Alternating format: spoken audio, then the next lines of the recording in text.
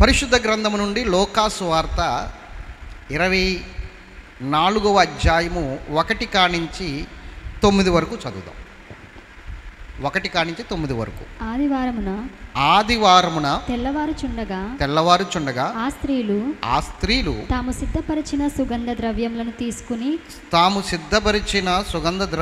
తీసుకుని సమాధి వద్దకు వచ్చి సమాధి ముందర ఉండిన రాయి దొరలించబడి ఉండుట చూచి లోపలికి వెళ్ళిరి గాని ప్రభువైన యేసు దేహము వారికి కనబడలేదు. ఇందును గూర్చి వారికి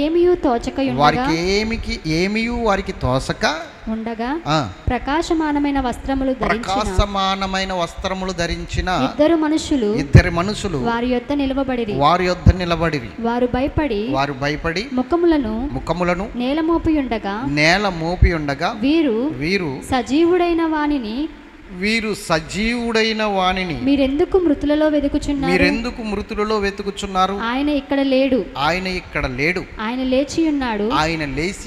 ఆయన ఇంకా గలిలయలో ఉన్నప్పుడు మనుష్య కుమారుడు పాపిష్ఠులైన మనుషుల చేతికి అప్పగింపబడి సిలువ వేయబడి 3వ దినమందు లేవవలసి ఉన్నదని ఆయన మీతో చెప్పిన మాట జ్ఞాపకం చేసుకునుడని వారితో అనిరి. అప్పుడు వారు ఆయన మాటలు జ్ఞాపకం చేసుకుని సమాధి యొద్ద నుండి తిరిగి వెళ్ళి ఈ సంగతులన్నీ 11 శిష్యులకును తక్కిన వారందరికీ తెలియజేసిరి. చాలు. దేవునికి మహిమ కలుగును గాక. దేవుడు మనతో మాట్లాడును గాక. జాగ్రత్తగా విందాం. యేసు ప్రభువు వారిని చిత్రహింసలు చేసి సిలువ మీద వేలాడదీసి ఆయన రక్తము ఆఖరు బొట్టు వరకు భూమి మీద ఒలికేంత వరకు ఆయన చిత్రహింస అంటే మామూలు చిత్రహింస కాదు, భయంకరమైన చిత్రహింస. అది ఎవరు మానవుడు అనబడిన వాడు ఎవడు అంత చిత్రహింస పొందలేడు, అంత భయంకరమైన మరణము పొందలేడు. అందుకే మనపక్షంగా ఆయన పొందడానికి వచ్చాడు. లేకపోతే ఆ మరణం మంది, ఆ శిక్ష మంది, ఆ భయంకరమైన పరిస్థితి మనం అనుభవించాలి. కానీ ఎప్పుడైతే ఆయన మనందరి కొరకు వచ్చి నిలబడ్డాడు అడ్డుగా, ఆయన ఆ మరణం పొందాడు. చివరికి ఆయన సమాప్తమైనదని చెప్పి తండ్రికి తన ఆత్మను అప్పగించి ప్రాణం విడిచాడు. స్తోత్రం చెప్పాలి గట్టిగా. తండ్రి, నా ఆత్మను నీ చేతికి అప్పగించుచున్నానని ఆ మాట చెప్పి ప్రాణము విడిచెను. చనిపోయాడు. చనిపోయిన తర్వాత ఇద్దరు దొంగలు ఆ పక్కన ఈ పక్కన కూడా సిలువ వేయబడ్డారు కదా. ఆ దొంగలు చచ్చిపోలేదు. ఇంకా ఈయన చనిపోయారు. 3 గంటలకే చనిపోయారు. ఈయన చనిపోయిన తర్వాత పెద్ద భూకంపం కలిగింది. సమాధులు తెరవబడి పాత నిబంధన భక్తులందరూ కూడా యేసుక్రీస్తు ప్రభువు వారి యొక్క ఆత్మతో వీరు ఆత్మలు కూడా ఉండి పరదేశంలోనికి వెళ్ళారు. స్తోత్రం చెప్పాలి గట్టిగా. హల్లెలూయా. జాగ్రత్తగా వినాలి. సమాధులు తెరవబడి పరదేశంలోనికి వెళ్ళారు. అయితే దొంగతో కలిసి గమనించాలి. ఇంకా దొంగ అప్పటికి సావలేదు, యేసుప్రభువే చనిపోయాడు. మరి ఈ విషయాన్ని మనం అర్థం చేసుకోవడానికి కొంచెం లోతుకి వెళ్ళాలి. అప్పుడు వీళ్ళు చనిపోయారో లేదో తేల్చుకుందామని చెప్పేసి ఒక పెద్ద దొంగలాంటిది పట్టుకుని వెళ్ళి కాళ్ళు విరగొట్టడానికి ప్రయత్నించారు. అంటే వాళ్ళ కాళ్ళు అయితే ఇరగొట్టేశారు. వాళ్ళు ఇంకా ప్రాణాలతో ఉన్నారు కాబట్టి అరిచారు, కేకలు పెట్టారు. ఇంకా సావలేదని నిర్ధారణకు వచ్చారు. చనిపోయారో లేదో తెలుసుకోవడానికి కొడతారన్నమాట, కాళ్ళు ఇరగొడతారు చిలువ మీద ఉన్నవారు. యేసు ప్రభువును కూడా కాళ్ళు ఇరగొట్టడానికి వెళ్ళారు, కానీ ప్రయత్నించారు, కానీ ప్రకృతి సహకరించలేదు. ఎందుకంటే ఆయన ఎముకలలో ఒకటైనను ఇరవబడలేదన్న లేఖనం నెరవేరాలి కదా. ప్రతిదీ లేఖనం నెరవేర్పే. యేసుక్రీస్తు జననం, మరణం, పునరుద్ధానం ఇదంతా లేఖనాలు నెరవేర్పే, ప్రవచనాలు నెరవేర్పే. అందుకని ఆయన్ని కూడా కొట్టడానికి వెళ్ళారు. కాళ్ళు విరగొట్టి చనిపోయాడో లేదో తేల్చుకుందాం, టెస్ట్ చేద్దామని చెప్పేసి వెళ్తే ఆయన్ని కాళ్ళు విరగొడదామని వెళ్తే ప్రకృతి సహకరించలేదు. దగ్గరికి వెళ్ళేసరికి వారికి అవకాశం ఉండేది కాదు. ఎందుకు అంటే దేవుడు ఊరుకోలేదు. ఆయన ఎముకలలో ఒకటైనను అన్ని దెబ్బలు తిన్నా, అన్ని బాధలు పడ్డా, అంత భయంకరమైన శిక్ష పొందిన, కొరడాలతో, గేలపు ముళ్ళులతో కొరడాలతో కొట్టి ఒళ్ళు చీల్చివేసిన ఎముకలలో ఒక్కటి కూడా ఎరగలేదంటండి. ఎరగకూడదు, అది లేఖనం. ఆయన ఎముకలలో ఒక్కటైనను విరవబడలేదు అని రాయబడి ఉంది. అలా విరవబడకూడదు కాబట్టి కాళ్ళు ఎరగకూడదామని వెళ్ళినా ఆయన కాళ్ళు కూడా ముట్టుకోలేకపోయారు. అప్పుడు వెళ్ళలేక ఏం చేశారంటే, ఈయన చనిపోయడం లేదు ఎలా తెలుస్తుంది మనకి, ఈయన బ్రతికున్నాడు చనిపోయాడు మనకి ఎలా తెలుస్తుంది? ఒకవేళ స్పృహ తప్పిపోయాడేమో సిలువు మీద ఈ బాధ భరించలేక, ఒకవేళ స్పృహ తప్పి పడిపోయాడేమో, అలాగా వాలిపోయాడేమో. ఒకసారి మనం చూద్దామని చెప్పేసి వీళ్ళు ఏం చేశారంటే, కాళ్ళు ఇరగొట్టలేనందున బల్లెముతో పక్కలో పొడిచారండి. పొడిస్తే ఒకవేళ ప్రాణంతో ఉంటే బాబోయ్ అంటాడు కదా, అమ్మోయ్ అంటాడు కదా, అందుకని పక్కలో బల్లెముతో పొడిచారు. దగ్గరికి వెళ్ళలేక, కాళ్ళు విరగొట్టలేక పక్కలో బల్లెముతో పొడిచినప్పుడు ఏం జరిగిందంటే, రక్తము నీరు కారిందని రాయబడి ఉంది. ఆ పక్కలో బల్లెముతో పొడిచింది ఎవరంటే సైన్యాధిపతి. ఎవరు చెప్పాలి? ఎస్. అతడు ఏం చేశాడంటే, పక్కలో బల్లెముతో పొడిచిన వెంటనే రక్తము నీరు చిందింది. చిందిన వెంటనే ఆ సైన్యాధిపతి కళ్ళల్లోకి చిందింది. వెంటనే మోకరించి ఈయన నిజముగా దేవుని కుమారుడే అని ఒప్పుకున్నాడు. ఎందుకు? రక్తము ఆయన తాకగానే ఏం అద్భుతం జరిగింది? ఆ సైన్యాధిపతి యొక్క సాక్ష్యం ఏమిటి అంటే, ఆ సైన్యాధిపతి సాక్ష్యం ఏంటంటే, అతడు రేసీకటి కలిగిన వాడు. ఎవరు చెప్పాలి?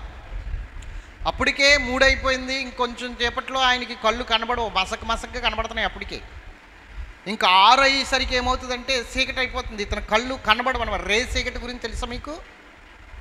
రేసీకటి నైట్ 6 అవుతే కళ్ళు కనబడవు, నైటే వస్తుంది గుడ్డితనం. దాన్ని రేసీకటి అంటారు. అంటే రేయి వచ్చే గుడ్డితనం అన్నమాట. కాబట్టి ఆ వ్యాధి కలిగిన వాడు సైన్యాధిపతి. ఆ సైన్యాధిపతి ఎప్పుడైతే ఈ కళ్ళల్లోనికి ఆ రక్తము చెందిందో, అతని కళ్ళు తేటగా కనబడడం మొదలయ్యాయి. అక్కడున్న పరిస్థితి, ప్రకృతి భయంకరంగా వికృతముగా మారిపోయేసరికి ఈ సూచనలు, ఈ కళ్ళకు జరిగిన అద్భుతం, ఇతనికి దేహానికి జరిగిన స్వస్థత, ఇవన్నీ చూసి వెంటనే ఆ బల్లెం అక్కడ పాడేసి మోకాళ్ళు వేసి, ఇతడు నిజముగా దేవుని కుమారుడే అని చెబుతాడు. ఇతడు నిజంగా దేవుని కుమారుడే అని చెప్పి ఆ సైన్యాధిపతి అంటే పిలాతు దగ్గరికి వెళ్ళి, నేను ఈ ఉద్యోగం మానేస్తున్నానని చెప్పాడంట.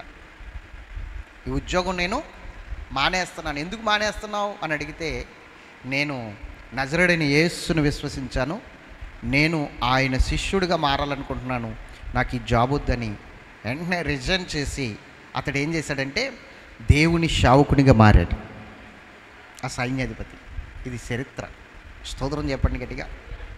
సైన్యాధిపతి యొక్క చరిత్ర. దేవుని బిడ్డలారా గమనించండి, దేవునికి అసాధ్యమైనది ఏది లేదు. ఆయన చనిపోయాక కూడా ఒక వ్యక్తిని బాగు చేసి స్వస్థపరిచి శిష్యునిగా మార్చుకున్నాడు. అవునే కదా? చనిపోయాక కూడా ఆ సిలువు మీద ఉండగానే ఒక శిష్యునిగా ఆయన ఒకరిని మార్చేసుకున్నాడు. ఎంత అద్భుతం ఇది! స్తోత్రం చెప్పండి. అయితే ఆ తర్వాత పరిశుద్ధ గ్రంథంలో యేసు దగ్గరికి వచ్చి రహస్యముగా యేసుని అంగీకరించి యేసుకి రహస్యముగా శిష్యులుగా మారిన వారు 2 ఉన్నారు. ఆ 2 ఎవరంటే, ఒకరు నికోదేము, 2 యోసేపు. అర్మతాయి, యోసేపు. స్తోత్రం చెప్పాలి. వీళ్ళిద్దరూ రహస్య క్రైస్తవులు. రహస్యంగా యేసుని వెంబడిస్తున్నారు, బహిరంగముగా కాదు. ఎందుకంటే బహిరంగముగా వెంబడిస్తే వీళ్ళని యూదా సమాజంలో నుంచి వెలివేస్తారు. కాబట్టి రహస్యముగా యేసుని వెంబడిస్తూ యేసుని నమ్మి విశ్వసించిన వారు వీళ్ళు కూడా. అయితే ఎప్పుడైతే యేసు ప్రభు చనిపోయాడో, ఈ యొక్క యోసేపు అనే వ్యక్తి బయటకు వచ్చేసాడు. ఇంకా నేను రహస్యంగా ఉండలేను, నేను బయటకు వచ్చేస్తున్నానని చెప్పేసి బయటకు వచ్చేసాడు. బయటకు వచ్చేసి ఏం చేశాడంటే, సరాసరి పిలాతు దగ్గరికి వెళ్ళిపోయాడు. అతడు చాలా ధనవంతుడు. యోసేపు అనే వ్యక్తి చాలా ధనవంతుడు. అతని కొరకు బ్రతికుండగానే ఒక సమాధి తవ్వించుకున్నాడు. ఇదివరకు సమాధులు అంటే ఆ యూదుల యొక్క సమాధులు ఎలా ఉంటాయంటే ఒక గుహలను తవ్వించుకుంటారనమాట. బ్రతికుండగానే వాళ్ళకి నచ్చిన సమాధి వాళ్ళు చేయించుకుంటారు. అప్పుడు యూదులు అలా చేసేవారు. అలాగే ఈ ధనవంతుడైన అర్మతాయి అని యోసేపు ఏం చేశాడంటే తను సమాధిని తవ్వించుకుని ఉంచుకున్నాడు, సిద్ధం చేసుకుని ఉంచుకున్నాడు. నేను చనిపోయిన తర్వాత ఆ సమాధిలోనే పెట్టాలని. అంతకుముందు ఎవరూ పెట్టబడలేదు ఆ సమాధిలో, కొత్తదన్నమాట సమాధి. తను కొరకు సిద్ధం చేసుకున్న సమాధి ఉంది కాబట్టి యేసుప్రభుని ఆ సమాధిలో పెట్టేద్దామన్న ఆలోచన వచ్చింది. వచ్చి పిలాతు దగ్గరికి వెళ్ళి, అయ్యా మీరు తీర్పు తీర్చి సిలువ వేయమని చెప్పిన ఆ నజరేయుడైన యేసు చనిపోయాడు, దయచేసి ఆ దేహమును నాకు అప్పగించండి, నేను జరగవలసిన కార్యక్రమం చూసుకుంటాను, ఆ యొక్క దేహానికి సమాధి కార్యక్రమం నేను జరిగిస్తాను, దయచేసి ఆ శవమును అనగా ఆ దేహమును, యేసు దేహమును తనకిమ్మని అడగడానికి వెళ్ళాడట. నిజం చెప్పండి, ఈరోజు నేను చెప్తున్నాను, అర్మతాయి యోసేపుకున్న ధైర్యం, దమ్ము క్రైస్తవుడికి ఉండాలి ఈరోజు.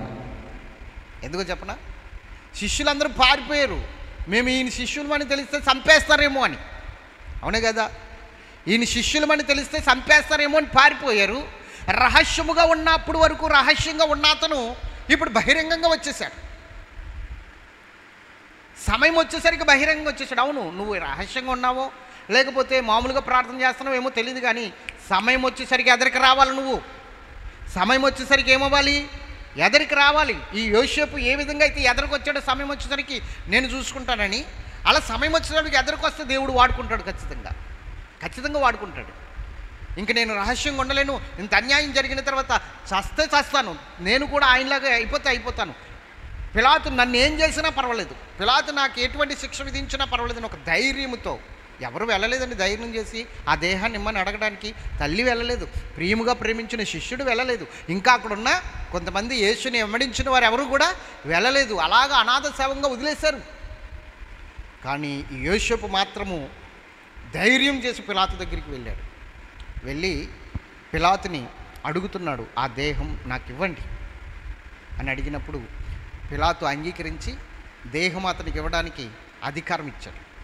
యేసు దేహాన్ని సిలువ మీద నుంచి దింపి ఒక తెల్లటి వస్త్రాన్ని చుట్టి, తెల్లటి వస్త్రాన్ని చుట్టి రుమాలు కూడా వేశారు పైన. మీకు అర్థమవుతుందా? రుమాలు కూడా తలపాకా చుట్టారంట యేసుప్రభుకి. ఏం చేశారు? రుమాలు ఏం చేశారు? తలపాకా చుట్టారు. అది లేఖనాల్లో ఉండదు, కానీ ఒక దుక్కున ఉంటుంది, చూపిస్తాను, కంగారు పడకండి.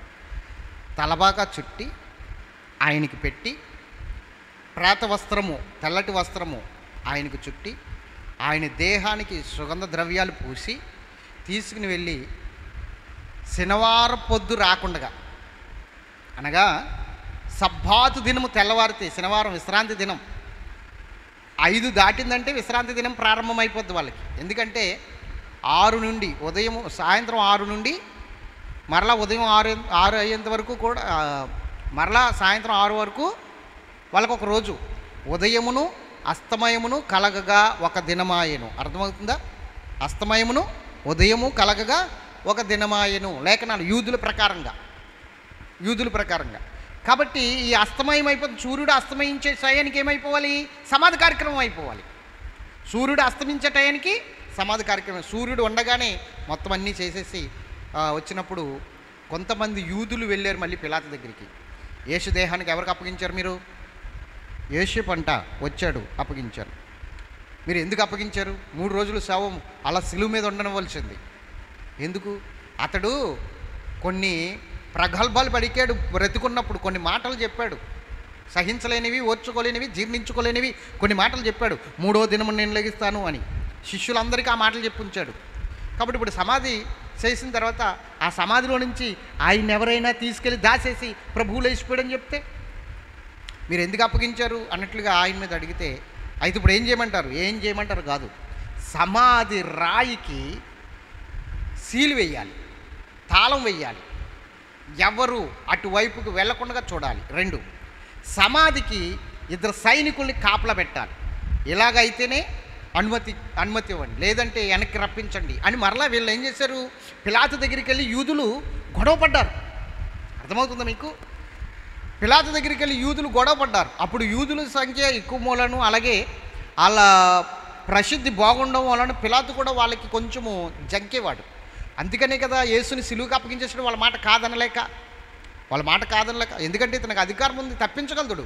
కానీ వాళ్ళ మాట కాదనలేక వారి కేకలే గెలిచినాయి అని చెప్పేసి అక్కడ రాయబడింది కదా.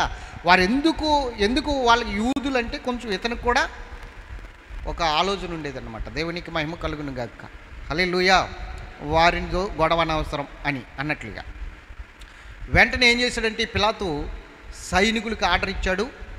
ఆ సమాధి రాయి మూసేసిన తర్వాత పెద్ద తాళం, ఆ సమాధి రాయికి గొలుసులు కట్టి పెద్ద తాళం వేశారు. అంటే ఎవరైనా వచ్చి ఆ తాళం కనుక ముట్టుకుని బద్దలు కొడితే వారికి మరణశిక్ష. ఎవరికి మరణశిక్ష? వెంటనే మరణశిక్ష. అది శాసనం. దండోరా వేయించేశాడు. మరణశిక్ష. ఇప్పుడు చంపేస్తాడన్నమాట. ఆ సమాధి రాయి ముట్టుకుంటే ఎవరైనా కూడా, ఆ తాళం ముట్టుకుంటే చంపేస్తాడు పిలాతు. అది కేసు, పెద్ద కేసు, ఎవరు ముట్టుకోకూడదు. ఇద్దరు సైనికుల్ని కాపలా పెట్టారు. స్తోత్రం చెప్పాలి గట్టిగా. కానీ ఎవరూ వెళ్ళలేదు.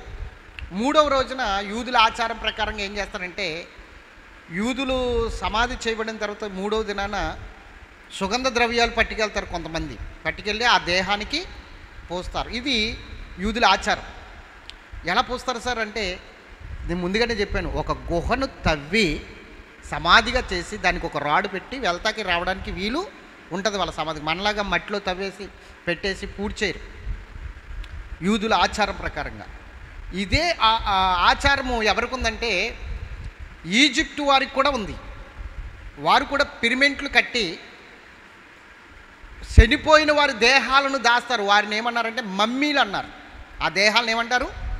మమ్మీలు అంటారు. మమ్మీలు అనగా మమ్మీ అనే ఈ టైటిల్ మీద సినిమాలు కూడా వచ్చాయి. అర్థమవుతుందా? టాలీవుడ్లో కాదు, హాలీవుడ్లో తీశారు. ఏమని? మమ్మీ సినిమాలు చూసారా? ఆ మమ్మీలు దేహాలు పోడవు, కొంచెంగా ఎలా ఉంటాయంటే అస్థిపంజరాల్లాగానే ఉంటాయి. కాబట్టి కొంచెంగా చూడడానికి కొంచెం భయంకరంగా ఉంటాయి. వాళ్ళు ఏం చేస్తారంటే కొంచెం కెమికల్ రాస్తారు, ద్రవ్యాలు రాస్తారు, సుగంధ ద్రవ్యాలు రాస్తారు. అందుకని ప్రతి సంవత్సరము వెళ్ళి ఆ శవాలకి, ఆ దేహాలకి రాస్తారు. కాబట్టి వారికి వెళ్ళడానికి రావడానికి వాటిని చూడడానికి కూడా అవకాశం ఉండేటట్లు సమాధులను తొలిపించుకునేవారు ఆ రోజుల్లో. అర్థమవుతుందా? ఇప్పటికీ కూడా ఈజిప్ట్లో ఉన్నాయి. ఈజిప్ట్ అనగా ఐగుప్తు దేశంలో ఇప్పటికీ అవి ఉన్నాయి. చరిత్ర చదివితే మీకు అర్థమవుతుంది. ఈజిప్ట్ మమ్మీలు అంటారు వాళ్ళని. స్తోత్రం చెప్పాలి గట్టిగా. ఈజిప్ట్ మమ్మీలు అంటారు. అయితే జాగ్రత్తగా వినండి. ఆ సమాధికి తలుపేసి రాడు వేశారు, సీల్ చేశారు. 3వ దినమున స్త్రీలు సుగంధ ద్రవ్యాలు పట్టుకుని వచ్చారు. వచ్చేసరికి ఏమైందో తెలుసా? సైనికులు లేరు. సమాధి రాయి దొర్లించబడి ఉంది. వీళ్ళకి ఆశ్చర్యం వేసింది. ఎవరైనా మనం వస్తున్నామని ముందుగా తీసారా? అబ్బే తీస్తే చంపేస్తాడు కదా పిలాతు. మరి ఎందుకు ఇలా సమాధి తెరవబడి ఉంది అని చెప్పేసి లోపలికి వెళ్ళారు. లోపలికి వెళ్ళేసరికి ఖాళీ సమాధి ఉంది అక్కడ. స్తోత్రం చెప్పాలి గట్టిగా. ఏముంది? ఖాళీ సమాధి ఉంది అక్కడ. ఏమీ లేదు.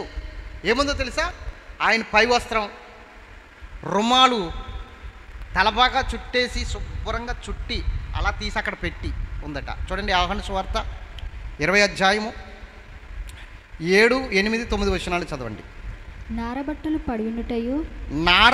పడియుండుటయు ఆయన తల రుమాలు నారబట్టల యొద్ద ఉండక వేరుగా ఒక చోట చుట్టి పెట్టి ఉండుటయు చూచెను. చూసారా? ఆయన తల రుమాలు అంటే ఏం చేశారు? రుమాల్ని తలకి తలబాగా చుట్టారనమాట. అయితే ఆయన ఏం చేశాడు? లెగిసిన వెంటనే ఆ నారబట్ట అనగా ఆయన ప్రేత వస్త్రం తీసేసి ఆ తలబాగా తీసేసిన తర్వాత రౌండ్గా చుట్టి ఆ నారబట్ట ఆ తలబాక అక్కడ పెట్టేసి ఆయన బయటకు వచ్చేసాడు. గట్టిగా చప్పట్లు కొడదామా? ఇక్కడే యోహానే ఈ మాటలు రాశాడు, ఇంకెవరు రాయలేదు ఈ మాటలు. అర్థమవుతుందా? యోహాను ఒక్కడే ఈ మాటలు రాశాడు. జాగ్రత్తగా వినండి. ఆయనకున్న తలబాగా ఆ యొక్క ఆ వస్త్రము, ఆయన వస్త్రము నారబట్ట తీసేసి అక్కడ పెట్టి ఆయన బయటకు వచ్చేసాడు. ఎవరు లేరు, 2 దేవదూతలు మాత్రము అక్కడ ఉన్నారు. వీళ్ళు చూస్తుంటే ఖాళీగా ఉంది సమాధి. ప్రకాశమానమైన 2 తేజోవంతమైన 2 వ్యక్తులు అక్కడ కనబడుతున్నారు. వీళ్ళు వాళ్ళని పట్టించుకోకుండా యేసు దేహం కోసం వెతుకుతున్నారు.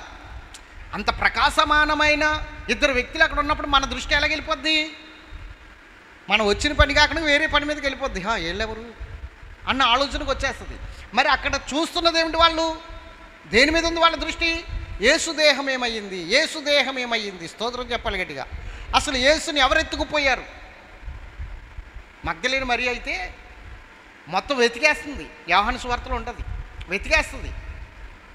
యేసు ప్రభువు ఎక్కడో దూరంగా కనబడితే అనుకుంటుంది తోటమాలి అనుకుని, ఓ తోటమాలి అనుకుని ఈయన దేహమును ఎవరైనా ఎక్కడికైనా తీసుకెళ్తే చెప్పవా అని అడుగుతుంది. అప్పుడు ఆయన మరియా అని పిలుస్తాడు. దేవునికి స్తోత్రం చెప్పాలి. హల్లెలూయా. అప్పుడు రబ్బీ అని పిలుస్తుంది ఆమె. మీకు అర్థమైందా? అంటే బోధకుడా అని అర్థం. మీరు గమనించాలి, మీరు గమనించండి. ఇక్కడ వాళ్ళు చూసేసరికి ఏముంది? ఖాళీ సమాధి, ఏమీ లేదు అందులో. ఆయన దేహం లేదు, కేవలం ఆయన బట్ట రుమాలు చుట్టు పెట్టబడిన రుమాలు చుట్టేసి ఆ బట్ట రుమాలు అక్కడ పెట్టేసి సైలెంట్గా ఆయన బయటకు వచ్చేసాడు. గట్టిగా స్తోత్రం చెప్పాలి గట్టిగా. హల్లెలూయా. అసలు ఇది ఎలా జరిగింది? అక్కడ వాళ్ళు ఉండగా వాళ్ళు అంటారు, సజీవుడైన వాడిని మీరు ఎందుకు మృతులలో వెతుకుతున్నారు? ఆయన ఇక్కడ లేడు, ఆయన ఎప్పుడో లేచి ఉన్నాడు. లేచాడు ఆయన. లేస్తానని చెప్పినోడు లెగిచాడు, లేఖనాలని నెరవేర్చాడు. స్తోత్రం చెప్పాలి గట్టిగా. నేను లెగిస్తాను అని చెప్పాడు, లెగిచాడు. అక్కడ ఏమీ లేదు, ఖాళీగా ఉంది. సమాధి అంతా ఖాళీ అయిపోయింది. అప్పుడు వెంటనే వీళ్ళు ఆశ్చర్యపోతున్నారు. వాళ్ళు అంటున్నారు, ఆ తేజవంతమైన మనుషులు అంటున్నారు, ఆ దేవదూతలు, సజీవుడైన వాడిని మీరు ఎందుకు మృతులలో వెతుకుచున్నారు? మృతులలో వెతుకుచున్నారు. ఈరోజు కూడా అలాగే ఉంది క్రైస్తవ సమాజం. సజీవుడైన దేవుడు, పునరుద్ధానుడైన దేవుడు ఈరోజు మనతో ఉంటే మనం ఎక్కడ వెతుకుతున్నాం? మృతులలో వెతుకుతున్నాం, మృతుల లోకాల్లో వెతుకుతున్నాం. తప్పు మనం చేసేది. ఈ స్త్రీలు చేసిన పని మనం చేస్తున్నాం. ఎందుకు ఈ స్త్రీలు అలాగా ఆ సుగంధ ద్రవ్యాలు పట్టుకుని వెళ్ళారు? నిజంగా వారికి జ్ఞానం ఉంటే, లేఖనాలు గుర్తుంటే, వారు లేఖనాలు నమ్మి ఉంటే వారు ఉన్న కాడే ఉందరు. ఎందుకంటే ప్రభువు లెగిస్తాడు. మనం సమాధి కాడికి వెళ్ళవలసిన అవసరం లేదు. మనకు సమాధితో పని లేదు. సమాధి ఖాళీ అయిపోయి ఉంటుంది. ఇప్పటికీ ప్రభువు అక్కడ ఉండడు, ఖాళీ అయిపోయి ఉంటుంది సమాధి. మనకు అవసరం లేదు ఇంకా సమాధితో పని. ఏముంది మనకి? సమాధితో పని ఏంటండి? మనకు ప్రభువుతో పని. ఎవరితో పని చెప్పాలి? వారికి లేఖనాలు గుర్తుకు లేవు, జ్ఞానం లేదు. ఏ సమస్యలు ఉన్నారో ఆ సమస్యలు ఉన్నారు, కానీ లేఖనాలను బట్టి వారు ధైర్యపరుచుకోవట్లేదు. ప్రభువు లేచి ఉంటాడు ఇప్పటికీ, ఆయన మన మధ్యకు వచ్చేసి ఉంటాడు ఇప్పటికీ అన్న ఆలోచన వారికి లేదు. చూడండి ఆ దేవదూతలు ఏమంటున్నారో చూడండి. 7వ వచనం. మనుష్య కుమారుడు పాపిష్టులైన మనుషుల చేతికి అప్పగింపబడి సిలువ వేయబడి 3వ దినమందు లేవవలసి ఉన్నదని ఆయన మీతో చెప్పిన మాట జ్ఞాపకం చేసుకునుడని వారితో అనిరి. అది దౌర్భాగ్యం. మళ్ళా జ్ఞాపకం చేయడానికి ఇంకొకరు రావాల్సి వస్తుంది చూసారా? అది దౌర్భాగ్యం. వీళ్ళు ఎందుకు వెళ్ళారు ఇప్పుడు? లేఖనాలు గుర్తులేక. అవునా కదా? అది గుర్తుంటే వెళ్తారా? అది గుర్తుంటే వెళ్తారా? వెళ్ళరు. ఎందుకంటే వెళ్ళినా అక్కడ ఏముంటుంది? ఖాళీ సమాధి. ఖాళీ సమాధి. మరి ఖాళీ సమాధి ఉంటుందని నువ్వు నమ్మాలి కదా. ఇప్పుడు చెప్తున్నాను, ప్రపంచంలో ఖాళీగా ఉన్న సమాధి ఏదైనా ఉన్నదంటే అది యేసుక్రీస్తు ప్రభువు వారిది మాత్రమే. గట్టిగా చప్పట్లు కొడదామా? అన్ని సమాధులు పికప్ అయిపోయి ఉన్నాయి. హౌస్ఫుల్ బోర్డు పెట్టేశారు. ఒక రకంగా చెప్పాలంటే శ్మశానాల్లో కూడా హౌస్ఫుల్ బోర్డు. సమాధులు కట్టకూడదు, తవ్వి పూడ్చుకోండి. అది హౌస్ఫుల్ బోర్డే కదా, అవునా కాదా? దాన్ని ఏమంటారు? మేము ఇదివరకు థియేటర్కి వెళ్తే హౌస్ఫుల్ బోర్డు పెడితే ఏమన్నా ఒక టికెట్ ఉండంటే ఏమన్నా నేలలో కూర్చుంటావు, కింద కూర్చుంటావా? అలాగైతేనే ఉంది అని కూడా. కింద కూర్చుంటేనే బల్లలు కూడా ఉండవు నేలలో. ఎక్కడ కూర్చోవాలి? కింద కూర్చుంటావా? ఒక టికెట్ ఇస్తాను, అడ్జస్ట్ అవుతావా? అడ్జస్ట్ అవు. ఇప్పుడు అలాగే హౌస్ఫుల్ బోర్డు పెట్టేశారు శ్మశానాల్లో. సిమెంట్తో కట్టరాదు, తవ్వుకుని పెట్టుకోండి. దీన్ని ఏమంటారు? కానీ యేసు సమాధి మాత్రం ఖాళీగానే ఉంది. గట్టిగా చప్పట్లు కొడదామా? ఇది ఖాళీ సమాధి.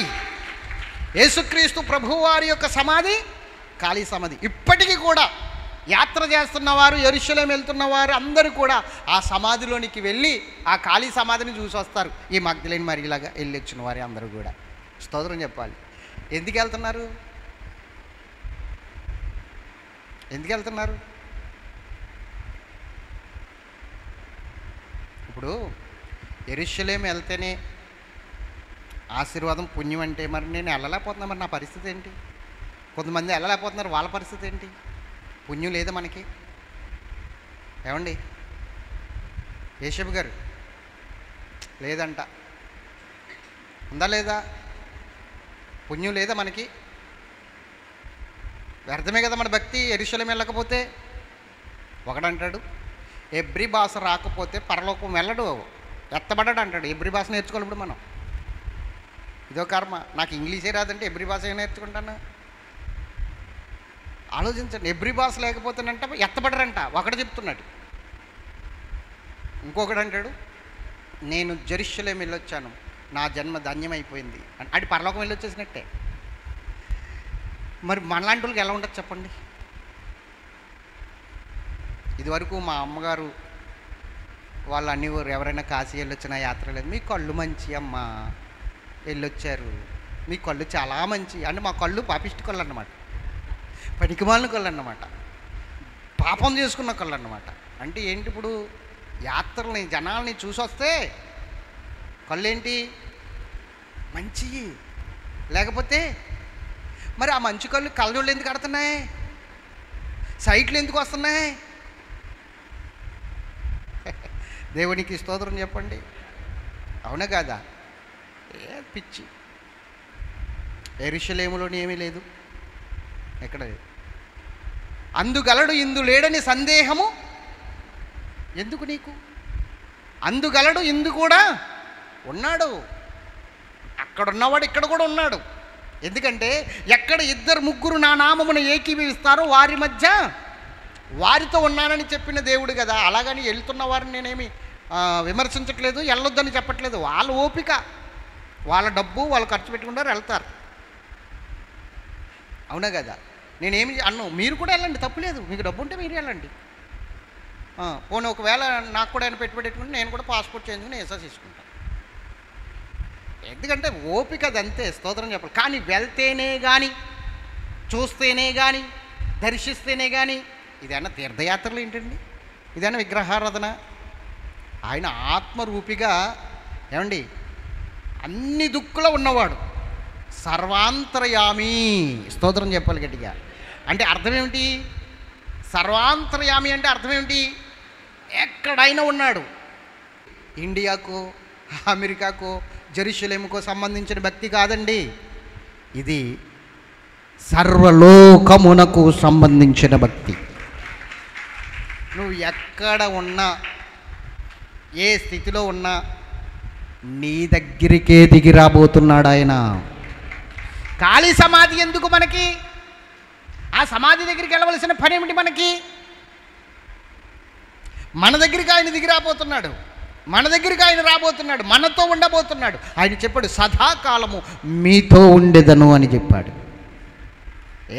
షడ్రకు మేషకు అభ్యర్థులు అగ్నిగుణంలో ఉంటే దిగి రాలేదా? దానియేలు సింహాల బోన్లో ఉంటే దిగి రాలేదా? ఎక్కడో పద్మాసు ద్వీపంలో యాహాను ఉంటే దిగి రాలేదా? ఆ ద్వీపం వేరు, అక్కడికి దిగి రాలేదా? మరి ఇక్కడికి దిగిరాడు ఆయన, వస్తాడా లేదా? అది కాబట్టి సమాధితో మనకి పని చెప్పాలి, ఉందా? లేదు. స్తోత్రం చెప్పాలి గట్టిగా. అయితే సమయం అయిపోతుంది, 2 ముక్కల్లో తేల్చేద్దాం. ఇంకెక్కువ మనము వెళ్ళొద్దు, కానీ 2 ముక్కల్లో తేల్చేద్దాం. దేవుని బిడ్డలారా గమనించండి, లేఖనాలను మనం గుర్తించుకోవాలి, లేఖనాలను బట్టి నడవాలి. లేఖనాల ద్వారానే సమస్తమును. ఓకే. అయితే ఏం జరిగింది అంటే ఖాళీ సమాధి అంటే ఇంక యేసు ప్రభు వారి సమాధిలో లేరు, ఆయన లెగిసిపోయారు. అయితే ఒక విషయం చెప్తున్నాను, ఆ సమాధి రాయి తీస్తే మరణశిక్ష కదా. మరి ఎవరు తీశారు? ఎవరు తీశారు? తీయండి మత్తయి సువార్త, మనకి బాగా అర్థం కావాలి కదా. ఎవరు తీశారో చూపిస్తాను. మత్తయి సువార్త లాస్ట్ అధ్యాయం తీయండి.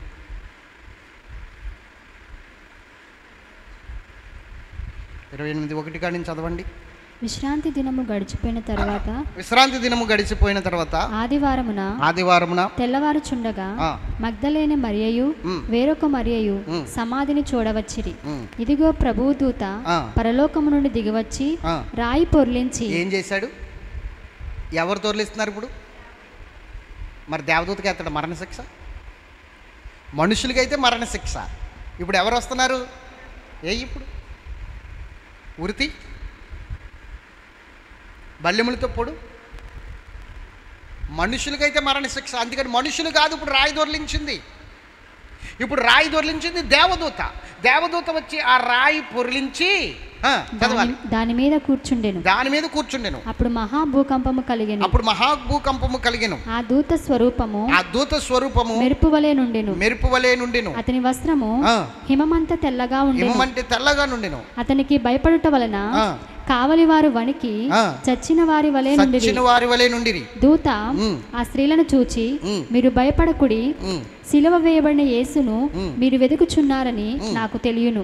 ఆయన ఇక్కడ లేడు, తాను చెప్పినట్టే ఆయన లేచి ఉన్నాడు. గట్టిగా చప్పట్లు కొడదామా? ఆయన చెప్పినట్లు ఏం చేశాడు? ఇప్పుడు అది సమాధి తెరవగానే అక్కడ భూకంపం కలిగింది. వెంటనే అక్కడ కాపలా 2 ఉన్నారు కదా సైనికులు. ఆ 2 సైనికులు కాపలా ఉన్నవారు చచ్చిన శవాలా పడిపోయారు. ఆ కాంతిని చూసి, ఆ వెలుగును చూసి స్పృహ లేదు ఇంక వాళ్ళకి. అంతే, వాళ్ళు పడిపోయిన వెంటనే యేసు ప్రభువు వారు తేజోవంతుడిగా బయటికి వచ్చి ఆయన బయటకు వచ్చేసాడు. ఇంకా లోపల చూడండి, కావాలంటే ఆయన పండుకున్న రండి, ప్రభువు పండుకుని ఉన్న స్థలమును చూసి వెళ్ళండి, ఖాళీగా ఉందని చెప్పాడు. ఎలా ఉంది ఇప్పుడు? ఖాళీగా ఉంది, ఖాళీ సమాధి. ఇప్పుడు గమనించండి దేవుని బిడ్డలారా, నేను ఒక విషయం చెప్తున్నాను. యేసుక్రీస్తు ప్రభు వారి పునరుద్ధానం జరిగిపోయింది. ఇది ప్రథమ ఫలముగా ఆయన లేచి ఉన్నాడు. యేసుక్రీస్తు ప్రభు వారి యొక్క పునరుద్ధానం జరిగిపోయింది. ఇందులో ఏమాత్రం సందేహం లేదు. ఇందులో ఏమాత్రము కూడా అనుమానించవలసిన అవసరము లేదు. పునరుద్ధానం జరిగింది. పునరుద్ధానం జరగకపోతే క్రైస్తవ్యానికి విలువ లేదు. పునరుద్ధానం జరగకపోతే అసలు క్రైస్తవ్యమే లేదు. పునరుద్ధానం జరగకపోతే నువ్వు నేను కూడా యేసుని నమ్మవలసిన అవసరము లేదు. పునరుద్ధానం జరగకపోతే మనకు ఒక నిరీక్షణే ఉండదు. పునరుద్ధానం జరగకపోతే జరిగింది. అందుకే ఖాళీ సమాధి రుజువు, అందుకే ఖాళీ సమాధి సాక్ష్యం, అందుకే ఖాళీ సమాధి ఈరోజు మనకి ఒక పెద్ద సూచన కలగజేస్తుంది. ఆయన ఇక్కడ లేడు, లెగిచి ఉన్నాడు. అందుకు సాక్ష్యము ఖాళీ సమాధి. ఆయన లెగిచాడు, పునరుద్ధానం జరిగింది అనడానికి సాక్ష్యం ఏమిటి? ఖాళీ సమాధి. ఖాళీ సమాధి దీనికి సాక్ష్యం. అందుకే ఈ సబ్జెక్టుకి ఖాళీ సమాధి అని పేరు పెట్టాను. ఆయన పునరుద్ధానానికి సాక్ష్యము, ఆయన లెగిచి ఉన్నాడు అనడానికి సాక్ష్యము, ఆయన తిరిగి సమాధిలోంచి బయటికి వెళ్ళిపోవడం అనడానికి సాక్ష్యము. ఖాళీ సమాధి దానికి సాక్ష్యం. దానికి ఖాళీ సమాధి సాక్ష్యం. కాబట్టి దేవుని బిడ్డలారా గమనించండి, ఈరోజు నేను ఒక విషయం చెప్తున్నాను, అది చెప్పి నేను ముగిస్తాను. పాత నిబంధన కాలంలో భక్తులకి నిరీక్షణకు ఆధారం లేదు. ఉందంటారా? నిరీక్షణకి ఆధారం లేదు. ఆధారము లేని చోట్ల వారు నిరీక్షణ కలిగి ఉన్నారు. వారు ఆధారం లేని చోట్ల వారు నిరీక్షణ కలిగి ఉన్నారు. ఎస్, వారికి ఆధారం లేదు. ఇప్పుడైతే మనకి నిరీక్షణకి ఏం కలిగింది? ఆధారం కలిగింది. ఆ 2 మాటలు చెప్పి నేను ముగించేస్తాను త్వరగా, జాగ్రత్త వినండి. పాత నిబంధన భక్తులకి చనిపోతే ఏమవుతామో అన్న ఆలోచన ఉండదు, ఎక్కడికి వెళ్తామో అన్న ఆలోచన కొంచెమైనా ఉందంటారా? చెప్పాలి. మేము చనిపోతే సమాధి చేయబడితే లేపబడతాము అని వాళ్ళకి తెలుసా? ఎందుకంటే వాళ్ళ ముందు ఎవరు లేపబడలేదు, వాళ్ళకి ఆ యొక్క అవకాశము ఇవ్వలేదు. అందుకని వారి నిరీక్షణకు ఆధారం లేదు. నిరీక్షణకు ఆధారం లేనప్పుడు ఏమంటాడు? నేను ఈ శ్రమలో చనిపోతే, నేను సమాధి చేయబడితే నా పరిస్థితి ఏంటి? నా నిరీక్షణకు ఆధారము లేదు, నేనేమవుతాను అన్నట్లుగా అతను మాట్లాడాడు. అలాగే అబ్రహాము కూడా నిరీక్షణకు ఆధారం లేని చోట్ల విశ్వాసం ఉంచి నిరీక్షించాడు. నిరీక్షణకు ఆధారం లేని చోట్ల. అందుకనే అతని గురించి ఏం రాయబడిందంటే, తీయండి రోమపత్రిక 4:18 చదువమ్మా. నీ సంతానము ఇలాగ ఉండునని రోమపత్రిక 4:18 నీ సంతానము ఇలాగుండునని చెప్పిన దానిని బట్టి తాను అనేక జనములకు తండ్రి అగునట్టు నిరీక్షణకు ఆధారం లేనప్పుడు అతడు నిరీక్షణ కలిగి నమ్మెను. చెప్పండి, ఇప్పుడు నీ సంతానానికి ఇలా జరుగునని చెప్పినప్పుడు ఆయనకి నిరీక్షణకు ఆధారం ఉందా? ఉందా? లేదు. లేనప్పుడు అతడు ఎంత నమ్మాడో ఒక్క మాట చెప్తాను మీకు, చూడండి. నీ కుమారుడు నాకు కావాలి అని దేవుడు అడిగినప్పుడు, నీ కుమారుడు నాకు కావాలి అని దేవుడు అడిగినప్పుడు అతన్ని తీసుకెళ్ళి బలిపీఠం మీద పడుకోబెట్టాడు. ఎటువంటి విశ్వాసంతో పడుకోబెట్టాడు? ఎలాంటి నిరీక్షణతో పడుకోబెట్టాడు? దేవుడు మృతులలో నుండి నా కుమారుని తిరిగి బ్రతికిస్తాడు, మృతులలో నుండి ఖచ్చితంగా నా కుమారుని లేపుతాడు అన్న నిరీక్షణే కదా, ఉందా లేదా? నిరీక్షణకు ఆధారము లేనప్పుడు ఇలాంటి నిరీక్షణ ఎలా ఉంచగలిగాడు? మృతులలోని తిరిగి నేను పొందుకోగలను నా కుమారుణ్ణని ఆధారం లేని చోట్ల ఇలాంటి నిరీక్షణ ఎలా ఉంచగలిగాడు? అది భక్తుల యొక్క స్టేటస్. దేవునికి మహిమ కలుగును గాక. అది అంటే నిరీక్షణకు ఆధారము లేని చోట్లే భక్తులు నమ్మారే మృతుల పునరుద్ధానం జరుగుతుందని. అప్పటికి పునరుద్ధానం జరగలేదు కదా, ఆధారం లేదు కదా చెప్పుకోవడానికి. ఇదిగోనయ్యా నువ్వు ఎలా చెప్పగలుగుతున్నావు, ఇదిగో ఈయన లెగిశాడు, ఆయన సమాధి ఖాళీగా ఉంది అని ఇప్పుడు మనకు ఆధారం ఉంది చూపించడానికి. అప్పుడు లేదు, ఉందా? అప్పుడు ఆధారము, నిరీక్షణ ఆధారము లేదు. ఇప్పుడు ఉంది. ఇప్పుడు మనం చెప్పగలుగుతాం, ఇప్పుడు మనం చూపించగలుగుతాం. ఎలా చూపించగలుగుతాం, ఎలా చెప్పగలుగుతాం? చూడండి, 1 కొరింథీ తర్వాత ఇప్పుడైతే నిద్రించిన వారిలో ప్రథమ ఫలముగా క్రీస్తు మృతులలో నుండి లేపబడి ఉన్నాడు. ఇప్పుడు చెప్పండి, ఇప్పుడు మనం ఎలాగ ఆధారం చేసుకున్నాం మన నిరీక్షణకి? నేను చనిపోయిన ప్రభువు వచ్చినప్పుడు నన్ను లేవనెత్తుతాడు, నన్ను లేపుతాడు, ఒక నిరీక్షణ. ఎలా చెప్పగలుగుతున్నావు? నాకన్నా ముందు ప్రభువు లేచాడు, నాకన్నా ముందు ప్రభువుని తండ్రి అయిన దేవుడు మృతులలో నుండి లేపాడు, దాన్ని ఆధారం చేసుకుని చెప్పగలుగుతున్నాను. ఆయన లేపినవాడు, ఆయన యందు నమ్మిక ఉంచాను కాబట్టి నన్ను కూడా లేపుతాడు, అది ఆధారం నాకు. అంటే ఇప్పుడు నా నిరీక్షణకి ఏముంది? అప్పుడుందా? కేవలం వారు ఆత్మీయ దృష్టితో చూసి నిరీక్షణకు ఆధారము దృష్టిని బట్టి వాళ్ళ ఆధారం కలిగి ఉన్నారు, కానీ వారు భక్తి చేశారు, కానీ వాళ్ళకి లోకానుసారంగా ఏ లేఖనాల్లోని కూడా ఆధారము లేదండి. మనకుంది. ఇప్పుడు మనకుంది. మనం అదే విషయాన్ని చెప్పొచ్చు. చూడండి, అపోస్తుల కార్యములు 17:31 ఒకసారి చూడండి. అపోస్తుల కార్యములు 17:31. ఎందుకనగా తాను నియమించిన మనుషుని చేత నీతిని అనుసరించి భూలోకమునకు తీర్పు తీర్చబోయేడి ఒక దినమున నిర్ణయించి ఉన్నాడు. మృతులలో నుండి ఆయనను లేపినందున దీని నమ్ముటకు అందరికీ ఆధారం కలగజేసి ఉన్నాడు. గట్టిగా స్తోత్రం చెప్పండి. ఇప్పుడు ఆధారం కలగజేసి ఉన్నాడు. ఇప్పుడు ఆధారం వచ్చేసింది మనకి, అవునా కదా? దీన్ని నమ్మడానికి ఇప్పుడు మాకు ఒక ఆధారం కలగజేసి ఉన్నాడు దేవుడు. ఆధారం ఉంది, అదిగో ప్రభువు లేచాడు. దానికి కారణం ఖాళీ సమాధే, దానికి సాక్ష్యం. ప్రభువు లేచాడు. ఇప్పుడు మా నిరీక్షణ సిగ్గుపరచబడదు. ఇప్పుడు మా నిరీక్షణకు ఒక ఆధారం ఉంది, దానికి ఖాళీ సమాధే సాక్ష్యము. అర్థమైందా లేదా? మాట్లాడరే. ఇప్పుడు ఈ నిరీక్షణకి ఏముంది? ఆధారం కలగజేసి ఉన్నాడని చెప్పాడు లేదా పౌలు గారు? అప్పుడు లేనప్పుడు వాళ్ళు నమ్మారు, మరి ఉన్నప్పుడు కూడా నువ్వు నమ్మకపోతే మనకన్నా దౌర్భాగ్యులు ఇంకెవరున్నారు? ఒకవేళ అది నమ్మకపోతే నువ్వు క్రైస్తవుడివే కాదు. అది నమ్మకపోతే క్రైస్తవ విశ్వాసంలో లేనట్టే, నువ్వు ఆ విశ్వాసంలో లేనట్టే, క్రైస్తవుడివే కాదు. ఒకవేళ యేసు చనిపోయి తిరిగి లేపబడకపోతే, ఆ సమాధి ఖాళీగా ఉండకపోతే మన విశ్వాసం వ్యర్థం, మన నిరీక్షణ వ్యర్థం. మనము చనిపోతే అలాగే కుళ్ళిపోతాం, మనమంతే.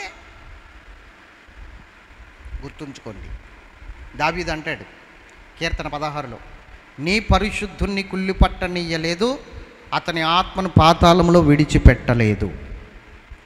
ఇదే మాట మనకి అపోస్తుల కార్యముల్లో 2వ అధ్యాయంలో కనబడుతుంది. 25 కానించి మనం చూసుకున్నట్లయితే ఈ మాటలన్నీ మనకు కనబడతాయి, కిందకి వెళ్తాయి. స్తోత్రం చెప్పాలి గట్టిగా. అర్థమవుతుందా? కాబట్టి దేవుని బిడ్డలారా గమనించండి, ఆయన పరిశుద్ధుణ్ణి కుళ్ళిపోనివ్వలేదు. ఆయన నెక్స్ట్ ఆయన ఆత్మను పాతాళంలో విడిచిపెట్టలేదు. ఇప్పుడు మనకి సాక్ష్యం ఆ సమాధి, ఖాళీ సమాధి. ప్రపంచమంతటికీ సాక్ష్యము, ఆయన లెగిచాడని చెప్పడానికి సాక్ష్యము ఆ ఖాళీ సమాధి. ఇప్పటికీ సమాధి 2000 సంవత్సరాల క్రితం, 2025 సంవత్సరాల క్రితం లెగిచాడు అనడానికి ఇప్పటికీ ఆ 2025 సంవత్సరాల నుంచి ఇప్పటి వరకు కూడా ఆ సమాధి ఖాళీగానే ఉంది.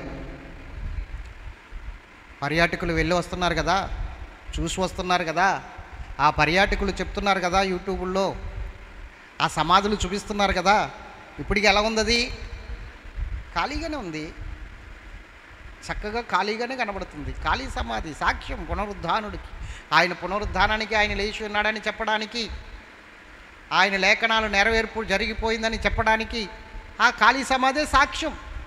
ఇప్పుడు మన నిరీక్షణకు ఒక ఆధారం ఉందని చెప్పడానికి ఆ ఖాళీ సమాధే సాక్ష్యం.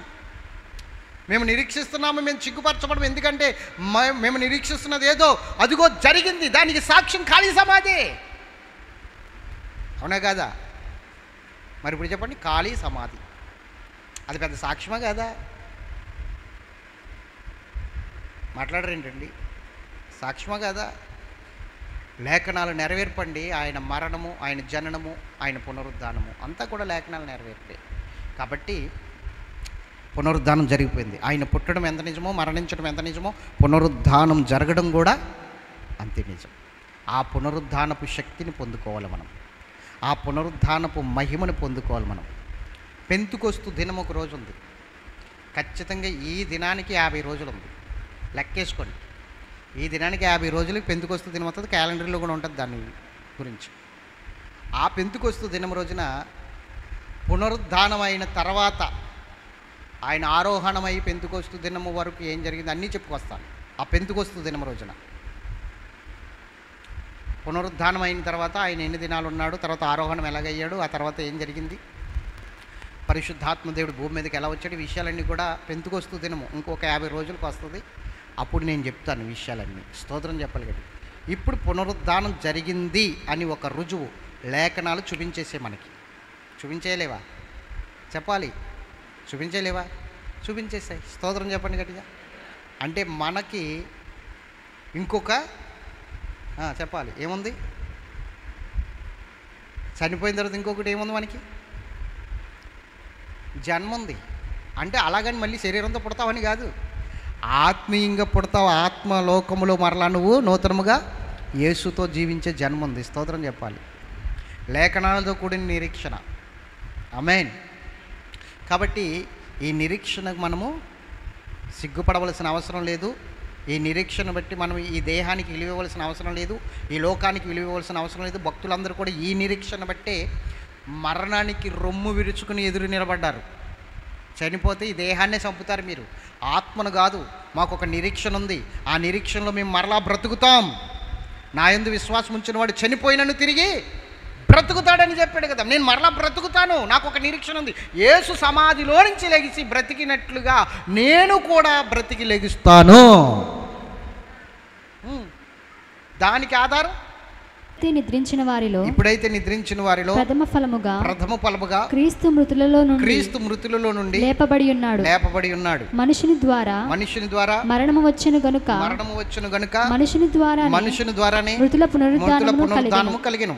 ఆదామునందు అందరూ ఎలాగో మృతి పొందుచున్నారో అలాగుననే క్రీస్తునందు అందరూ బ్రతికింపబడుదురు. ప్రతివాడును తన వరుసలోనే బ్రతికింపబడును. ప్రథమ ఫలము క్రీస్తు, తరువాత క్రీస్తు వచ్చినప్పుడు ఆయన వారు బ్రతికింపబడుదురు. అది మళ్ళీ బ్రతుకుతామా లేదా? బ్రతుకుతామనండి. డౌట్గా మాట్లాడుతున్నారేంటి? బ్రతుకుతారా లేదా? చంపేస్తే దేన్ని చంపేస్తారు? అందుకే యేసుప్రభువు ఏమన్నాడో తెలుసా? నీ దేహమును చంపి ఆత్మను చంపలేని వారికి భయపడకండి, నీ దేహమును ఆత్మను కలిపి చంపే దేవునికి భయపడండి. ఈ దేహాన్ని చంపితే పోతే పోయింది, ఎప్పటికైనా పోవలసిందిగా, అవునా కదా? కానీ నాశనం కానిది ఆత్మ, అది మరలా బ్రతుకుతుంది. ఆ ఒక్క నిరీక్షణతో ఉండాలి నువ్వు. నేను మరలా బ్రతుకుతాను. అప్పుడేమవుతుందంటే మహిమ శరీరం వస్తుంది. ఆ మహిమ శరీరంలో నిత్య యవ్వనం ఉంటుంది నాకు. ఎన్ని వేల కోట్ల సంవత్సరాలు బ్రతికినా ఆ యవనం పోదు, ఆ శరీరానికి మార్పు రాదు, ఒక్క రకంగానే ఉంటుంది. అది యేసులో ఇక్కడ చనిపోయి తిరిగి బ్రతికిన వారికి మాత్రమే ఆ శరీరం ఇవ్వబడుతుంది. స్తోత్రం చెప్పండి గట్టిగా. ఆ శరీరం ఇవ్వబడుతుంది. ఇప్పుడు చెప్పండి, మనం బ్రతుకుతామా లేదా చనిపోయినా కూడా? ఇది సావే కాదు. యేసు ప్రభు ఎలాగైతే 3వ దినాన్ని లేచి సమాధి ఖాళీ అయిందో అప్పుడు ప్రపంచంలో ఉన్న క్రైస్తవ సమాధులన్నీ ఖాళీ అయిపోతున్నాయి. మొత్తం సమాధులన్నీ ఖాళీ అయిపోతాయి. అప్పుడు అందరూ బ్రతికేస్తారు. ఓకేనా? ఇంకా డౌట్గా ఉందా? ఇంకా డౌట్గా ఉంటే ఇంకొక అరగంట పెరుగుతుంది. స్తోత్రం చెప్పండి గట్టిగా. కాబట్టి సమాధి, ఖాళీ సమాధి, అదే మనకు ఆధారం, అదే మనకు రుజువు, అదే మనకి నిరీక్షణాధారం. సమాధి ఖాళీగా ఉందంటే పునరుద్ధానం జరిగిందని, ఆయన లేచి ఉన్నాడని. ఇదే ఈరోజు సబ్జెక్ట్. ఎంతమందికి అర్థమైంది? నమ్ముతున్నారా? నేను కూడా ప్రభువునందు నిద్రిస్తే ఖచ్చితంగా లేపబడతాను, నేను కూడా బ్రతుకుతాను, బ్రతికి తీరతాం. నా యందు విశ్వసించువాడు మరణించినను తిరిగి బ్రతుకుతాడు, బ్రతికినవాడు ఇంకెన్నటికీ చనిపోడు, ఎన్నటికీ చనిపోడు, ఎప్పటికీ చనిపోడు. ఇది సబ్జెక్ట్. అర్థమైందా? ఎంతమందికి అర్థమైంది? ఖాళీ సమాధి.